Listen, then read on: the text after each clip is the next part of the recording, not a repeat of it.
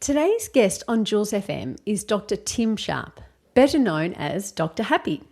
He's an internationally renowned leader in the fields of mental health and positive psychology, clinical psychologist and founder of the Happiness Institute, which is Australia's first organisation devoted solely to enhancing the happiness of individuals, families and organisations, as well as aiming to smash the stigma of mental ill health. A best-selling author, he's written several books, including 10 audiobooks focused on positive psychology, happiness and well-being, including the Happiness Handbook, and most recently, Lost and Found: How to Wander Your Way to a Better Life. Dr. Happy has dedicated his life to improving the happiness and well-being of others. Dr. Happy, or Tim, thank you so much for joining us. Thanks for having me. I wanted to start by understanding how you first got into the business of happiness. I first got into the business of unhappiness, to be honest. My background was in clinical psychology, which is what most people think of, I suppose. I was a clinical academic, so I was a therapist, researcher and lecturer.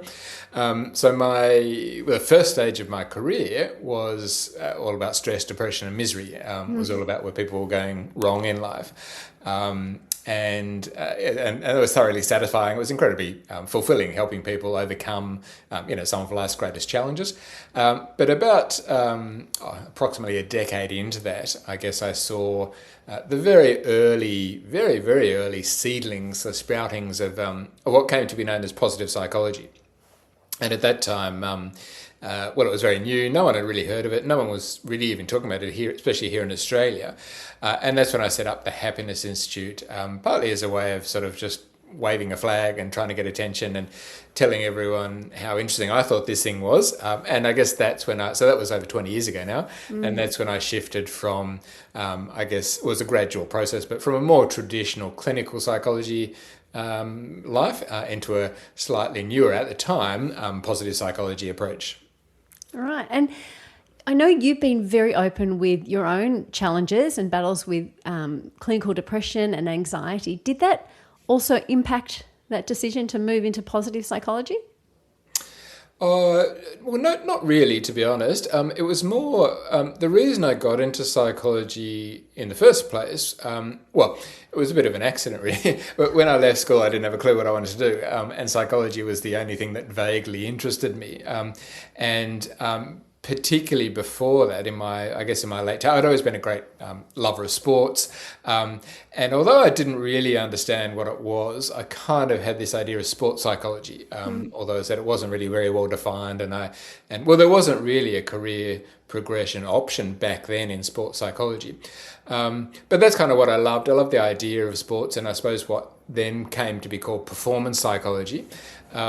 So when I saw the early inklings of positive psychology, it reminded me, and there were significant overlaps with what was also sort of referred to as performance psychology and sports psychology. So it was almost like, well, this is what I wanted to do originally, and clinical psychology was the closest I got to that. And I don't regret that at all. It was a fantastic career. But it was more going back to what I'd initially been inspired by. Okay. And how did your challenges with mental health affect, what impact did that have on your life? In some ways quite significant, and in other ways not that much, because I suppose I fought hard, I worked hard not to let them. Look, it's an interesting question, actually. People often say, did you go into clinical psychology because of your experience of mental health? I don't think I did. Well, not necessarily. I went into psychology because it was the only thing that really interested me at the time.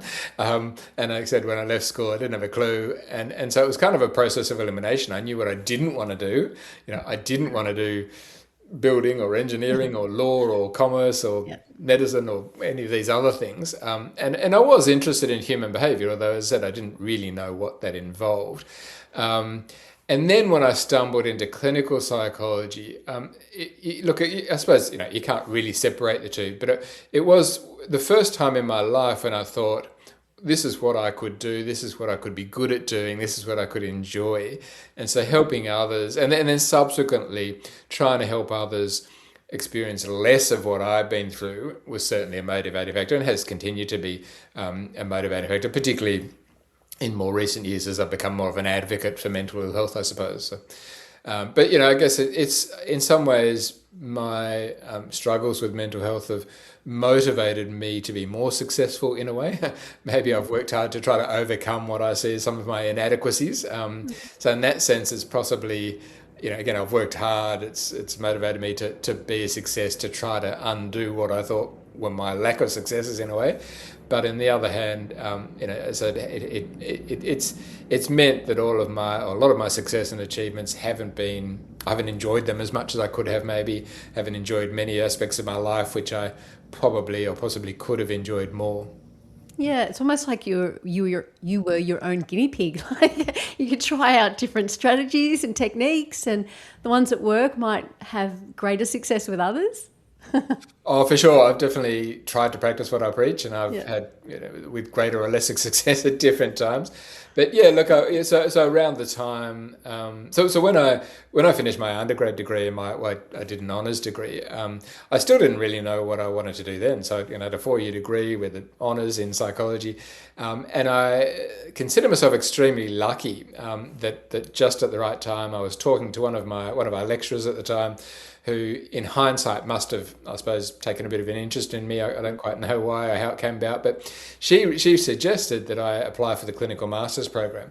And the deadline was, I think sort of a couple of days or a week away. And I'd never really thought about it because I didn't really know much about it. But I did apply for it. Somehow or other, I was lucky enough to be accepted. And again, when I started that course, the master's degree, I just loved it. I loved it from day one. It was really hard work because it was like any postgrad degree, and I was living at home and I was working part time, so it's really hard work. And I remember it being a busy, sort of in some ways stressful time, but it was also incredibly satisfying and fulfilling for the first time in my life, feel like I had some clarity, some direction. And around that time, that was sort of the first time I was really discovering therapy for myself, I suppose, and finding a lot of benefits from that. So yes, I was both practicing it and learning it at the same time, and I think that was probably helpful.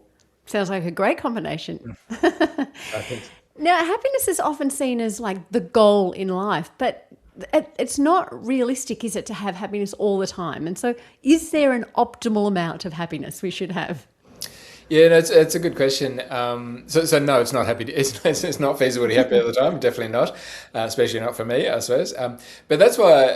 That's why I often refer to the science of positive psychology, which is sometimes misinterpreted or sort of misunderstood as the science of happiness. I guess it all comes back to how you define happiness. But positive psychology, in very simple terms, is not just about happiness. It's certainly, as it's understood, as a form of positive emotion. Psychology has defined emotions as positive and negative for many, many years now. I don't necessarily like that definition because it kind of implies the negative emotions are bad, which they're not.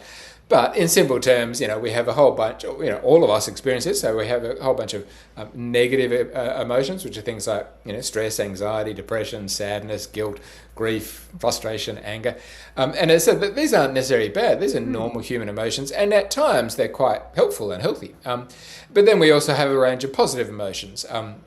And happiness is just one of them. So it's a good one, obviously, but there's also joy and contentment and satisfaction and calm, etc., etc. So if we think about happiness as a form of positive emotion, then what the research is clear is that, one, that's really good. It's good to experience positive emotions, but it's not the only thing.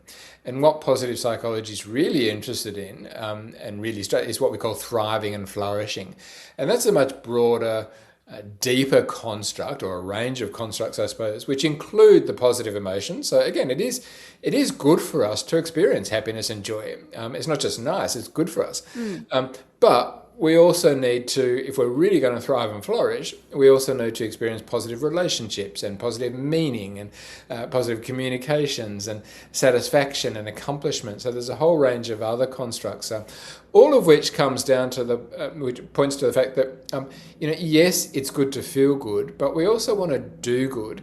And that doesn't necessarily mean feeling good all the time. If you've ever worked towards, I often ask this when I give talks and stuff, if you've ever worked towards a big goal, which all of us have at some point or other, maybe it was a university degree or completing some sort of training, or maybe it was a triathlon or a marathon or whatever it might be. You would have almost certainly experienced the fact that it's not always fun along the way. It feels great when we get there, but oftentimes along the way, there's blood, sweat, and tears, literally or metaphorically. Yep. But that's okay. That's part of the process. And so I said, if we just focus on feeling good all the time, then what that will sometimes mean is we avoid discomfort. And that's not necessarily a good thing. We need discomfort if we're going to learn new things, do new things, if we're going to grow. So part of positive psychology is about embrace, and this is what a lot of Lost and Found is about. It's about embracing that discomfort, embracing uncertainty, so we can branch out and do new things and learn new things and become better. Awesome. Yep, that makes a lot of sense. And it's kind of like that old saying, you can't know light until you've known dark as well. You have to understand, if we just had happiness or joy or any of those the whole time, we wouldn't really appreciate them, or they would lose their impact. And so, well, it's also it's kind of almost a moot discussion, because it's just not.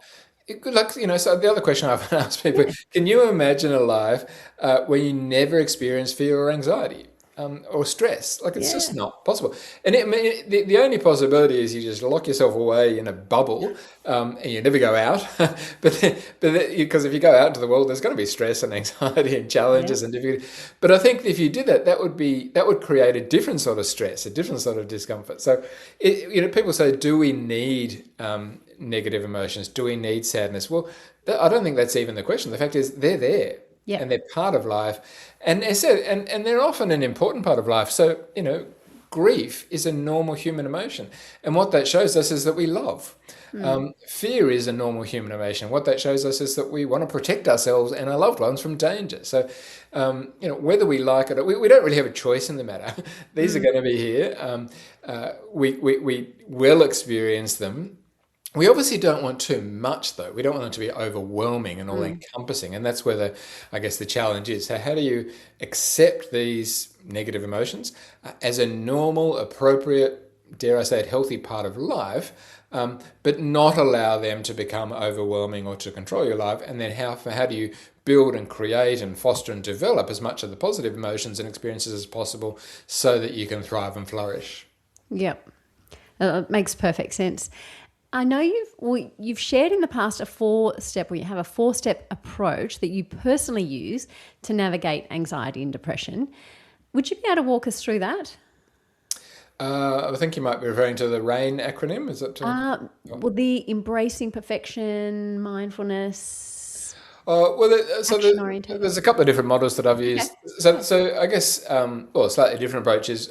One of the model I developed more than 20 years ago now, when I first started to enter the field of positive psychology, is the CHOOSE acronym, choosing. Yep. So there's 6 letters in CHOOSE. But that came from when I first started to research positive psychology, and I read as much as I could, about thriving and flourishing, and tried to put it together in a compact package that everyone could sort of understand and apply. And that was, so basically it was about the fact that happiness is something you choose. And that was, I kind of meant that in 2 ways. One, it's about taking responsibility for life. We don't have control over everything. There are many stresses and many challenges in the world that we don't have control over. You only need to turn on the news to see what some of them might be. But we do have control over some aspects, and we do have control over how we respond to or react to life's adversities. And that's where CHOOSE comes in. So it's about taking responsibility, but then CHOOSE stands for 6 key strategies, which, and again, I developed this more than 20 years ago, and I've reviewed it multiple times, but I think it's still very applicable. I don't think it's really changed. So quickly, so C stands for clarity. That's being clear about, having clear goals, being clear about your values. I think that's really important. Knowing what to say yes and what to say no to. I think a lot of people aren't as clear about those things as possible, and so they wander through life, get lost, get sucked into the sort of, what social media tells us to believe, or the news tells us to believe, and that's that's not necessarily the most helpful way. So C is about being really clear about who are you, who do you want to be, what do you stand for, what's important to you, and how can you live your life as best as possible, staying on that path. H is about healthy living. So that's about, and this is pretty kind of obvious in a way, but we need to be reminded of it. All of us could probably do better in this. This is things like exercise, eating well, and particularly sleep. Sleep's often the forgotten part of physical health, but it's hard to be happy if you're sick and tired all the time. Yeah. So these things, as simple and obvious as they sound, they're really important. And then there's a very strong link between physical health and mental health, which I think is often not given the attention it deserves. But taking care of those basic fundamentals is vitally important. And exercise is not just good for our bodies, but it's a very potent antidepressant and stress buster and mood enhancer. So that's the first O stands for optimism. It stands for optimism because that fits into the acronym, but more broadly, it stands for mindset, and that's all that It's about mindset. It's about optimism. It's about hope. It's about gratitude. All of that big cluster of psychological variables, which are all a bit different but all related. But the way we think about things, the way we think about us, the way we think about our world, the way we think about others, all of those things we know are fundamentally important, very possibly the most important thing. So, there's that saying that it's not what happens to you that matters, but how you think about what happened to you that matters, and that all comes under that cluster of optimism, which is not the same as positive thinking. It is about being positive, but it's also got to be grounded in reality. That's really important as well. So. And then the second O stands for others, which is super important. Real happiness isn't just about me, me, me. It's not about selfishness. It's just as much, if not more, about connection and relationships and community and belonging. In fact, if we look at the research, that's very possibly the most important contributor. I'd say probably is the most important contributor to health, to happiness, to well-being, to longevity, to all of these factors. And then, you don't need hundreds or thousands of friends. That's not possible anyway. You just need a few, even just one good friend. One or two is fantastic to someone that you can call when you need to, someone that you can talk to about things you can be honest with, be your real self with. So that's the second O, that's the others. The S is about strengths. If I go back to my background in clinical psychology, all of the focus was really about weaknesses. we learnt, to identify where people are going wrong with things and how to fix it. And that's okay. I mean, we all go wrong. We all make mistakes. We all have faults and weaknesses. And if we can correct them, that's a good thing. But we also have strengths, positive attributes, things we're naturally good at. And this is I thought one of the most exciting aspects when I shifted to positive psychology is saying not just, well, what's wrong with you and how can you fix it, but what's right with you and how can you make the most of that? How can you build on what you're naturally already good at? And that's something I think a lot of people overlook. We don't talk about that enough. And then the E, I can go into these in more detail if you want, but the E is about enjoying life. I know I take myself too seriously sometimes. I take life too seriously sometimes. And life is serious sometimes. We all have responsibilities and obligations. But I think we often underestimate play and fun and laughter. And I try to remind myself sometimes to just lighten up a bit. And I think many of us could probably benefit from that. Nice. I think my question from this comes from the S and the O, the O for others and these strengths. How important do you think it is to identify your gifts, your natural gifts, your strengths, and live in some sort of alignment? And for me, I often think usually that tends to be serving others in some way. I mean, how important then do you think it is to find, and have some sort of element of that in your life? Oh, very important, and I like what I love that question, because what it does is it reminds me to make a point I often try to make, which is that each of those letters or each of those components interacts with the others. So as you said, maybe your strengths is helping others, so that connects the S and the O.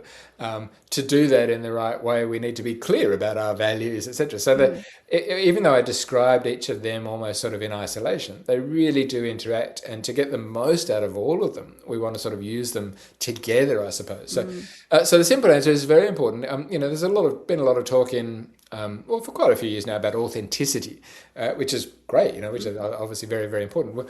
But authenticity really is about, so if that's about being your true self, then a big chunk of that is identifying your natural talents, your natural abilities, or what we call our psychological strengths. You can't be you can't be your best self if you don't even know what your best attributes are. And I think that that's the first part of the problem, is that most people don't even know what their strengths are. So you can't use them, you can't make the most of them if you don't even know what they are. So how do people go about finding them then? Yeah, If you well, don't know. well, one of the simplest ways is there's a great free test, and so I'm not trying to sell anything Yeah. here, but the Character Institute, the VIA Character Institute, Oh, yes. is a well-established, well-regarded research institute that does some fantastic research and great work in this area. So, if you or if any of the listeners just search for VIA Strength Survey or VIA Character Strength Survey, you can do a free survey. You just put your put your email name and email in, and it asks you a whole bunch of questions. About what you love and what energizes you, etc., etc. There's 240 questions. I think they have a short version now, actually. Yeah. And then it sends you a report. So in that particular model, there's a couple of other different models, but I think this is the best one. And in that particular model, there are 24 signature strengths. And it will rank them from 1 down to 24. Now, number 24 is still a strength, it's not a weakness, but I suppose one way to think about it is you can't focus on everything, you can't focus on 24 strengths, that's a bit overwhelming. So what we can do, or what we can at least start doing, is focus on the top 3 or the top 5. And this, so this is one of the simplest things people can do. It takes about 15 or 20 minutes, but I'd say it's a fantastic investment of your time, because what you do, you'll get this report and it will rank you, and you can say, okay, let me just focus on the top. You can focus on any of them if you want, but focus on the top 5 and say, okay, well, how am I already using these? How can I use them more? How can I use them in different parts of my life? One thing some of us will do is use our strengths in the workplace, but not take it home with us, or vice versa. So one of the simplest things we can do is say, well, okay, I use this strength at work. How can I bring this home to my wife or my children? As a parent, say, or vice versa. There's a lot of people who at home are fun and playful, but they don't take that into the workplace. So, so doing that free survey, the VIA Character Strength Survey, is a great one. But we can also just ask ourselves, what do I love? What energizes me? What do I look forward to? So if you go into your calendar, for example, go into your diary and look at your next 2 weeks, which of those appointments or meetings are you really excited about? Or if you go back to the past 2 weeks or so, which meetings or appointments did you walk out of feeling really energized? In some way or other, the ones that energize you, the ones that excite you, are probably pointing to a strength in some way or other. And so if you can then say, well, what's going on here? What was I using there? And how can I do more of that? That's really, that's the secret. Do you find that most people don't start asking these questions until something happens? I know for me, I was teaching and I love teaching, but it just wasn't quite that fulfillment that and I don't think it was necessarily what I was sent here to do. But it wasn't until I lost my mum that I kind of went, hang on, that I questioned it. And I thought, is that common? Is that usually an impetus that there's some sort of trauma or drama in someone's life before they actually take a positive step? Yeah, I think so. We know, if I go back to my therapy days, we know that people would often take years before people presented for therapy. It's not as though their anxiety or their depression just started yesterday and they walked in the door today. On average, it can literally take years. And there's a whole bunch of reasons for that. But yeah, one of them is that often, we've often got to hit rock bottom or have some significant challenge before we, threat of a partner leaving or losing a job or those sorts of things, which is a bit sad. So one of the things I've kind of fought my career, and a lot of us have fought, is to try to get people to come earlier and do stuff earlier. But that's there are a whole bunch of reasons why people don't. We tolerate a lot of stuff before we take that step. But the other part, so yes, often it takes some crisis point or some really significant event or loss. But the other reason, when it comes to strength, the other reason a lot of people don't think about this is that we just haven't talked about it for very long. Positive psychology has been around. It's been around for 20 years or so, but that's relatively new. When you think about the longer history of clinical psychology, and in clinical psychology, we just didn't talk about it. As I said, it was all about weaknesses. We're not taught this at school. When it comes to schooling and careers, there's a lot of focus, I guess, on skills and maybe talents, but that's slightly different. That's different to psychological strengths. So it is catching up now. There is more talk about it. Some schools do have programs, and there is more and more public self-help type stuff, self-development work that does focus on it, but it's still a long way behind. And I've certainly tried to do my bit to promote the idea of strengths and using your strengths, and hopefully more and more people are starting to, because we all benefit. I mean, this is a great thing about it. So if you identify and utilize your strengths, you'll benefit, you'll be happier and more successful. But the people around you will, because you'll be doing your job better as a teacher or as a mum or as a whatever it is, even as a friend, where we can be a better friend if we're utilizing our strengths. So, it's really what can be a classic win-win, in that, I benefit, I feel better, I'm enjoying what I do more, and then all the people around me will benefit as well. Oh, look, being in the education system still, I don't think I've ever had that explicit conversation with students where I think, or instruct them to look at what your strengths are. Instead, we talk about it, but they're never directed that way for a career path. They're always directed into, okay, positive psychology, yes, and we've done the VIA skill test, and that's great, and look at how you can use those. But in terms of life directions, it's just, it's completely overlooked. It's all about, all right, where are we heading? What uni are you going to go to, and what career and skill are you going to develop? So that's such a fascinating observation. Yeah, well, you probably don't want me to keep ranting on about too much about this, but I think our education, so on the one hand, our education system here in Australia is fantastic. In many ways, it's very, very good, but in many ways, it's also very limited. And unfortunately, when it comes to post-school choices, too many people make their choices. But basically, if you get a high mark, you apply for the high mark courses, like law and medicine, and which, and that's not to say they're bad choices necessarily, but just because you're really smart and you get a 99 whatever, well, I suppose it depends which state you're in, obviously, but you know what I mean. If you get a really, that doesn't necessarily mean you're going to love law or love medicine, so we've still got a long way to go to try to help people understand that if you pursue your passions, and it's got to be, in a realistic way, you need to be financially viable and all those sorts of things. But basically, if you pursue a career choice that enlists and utilizes your strengths, you'll almost certainly be good at it. And if you're good at it, you'll be successful. And if you're successful, well, that's what we want, surely. But yeah, I think too many of us still choose courses based on our ATAR. Which won't always be wrong, but it also won't always be right. Probably explains why there's so many people that change careers as soon as they, or don't go into that career when they're finished because they ticked that box, but then hang on, is this what I want to do? So it's a really important conversation to have. Well, there's also a whole other discussion about that, so I was having another conversation with someone recently about this, which is that, to think that we can choose a career for the rest of our lives, so if you're thinking, someone leaves school at, say, 18, roughly, and, say they're going to work till 68. So the 50 years we're talking about. To think that you can just, that you would have the same job for 50 years, I think is a bit absurd, really. Yeah. I think it's because also to think, are you the same person at 58 as you were at 38 or 28 or 18? Well, at 17 or 18, well, as I said earlier, I had no idea. I didn't know who I was. So the assumption that people that young will really will know enough about themselves and who they want to be. And then even if you do know, I guess, so even if you do know at 18, and some people do, and good luck to them. If there's anyone out there at 17 or 18 or 19 who says, this is what fantastic, that's great.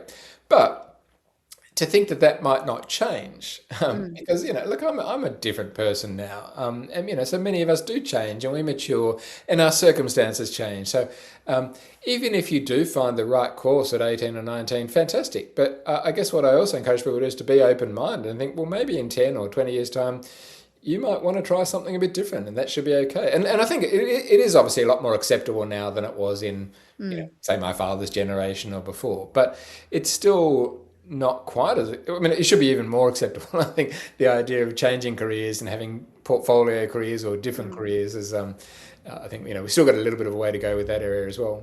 There's so much more to this conversation with Dr. Happy, especially around how success, happiness and fulfillment can shift when you focus on your strengths and how they can be used more intentionally in your life.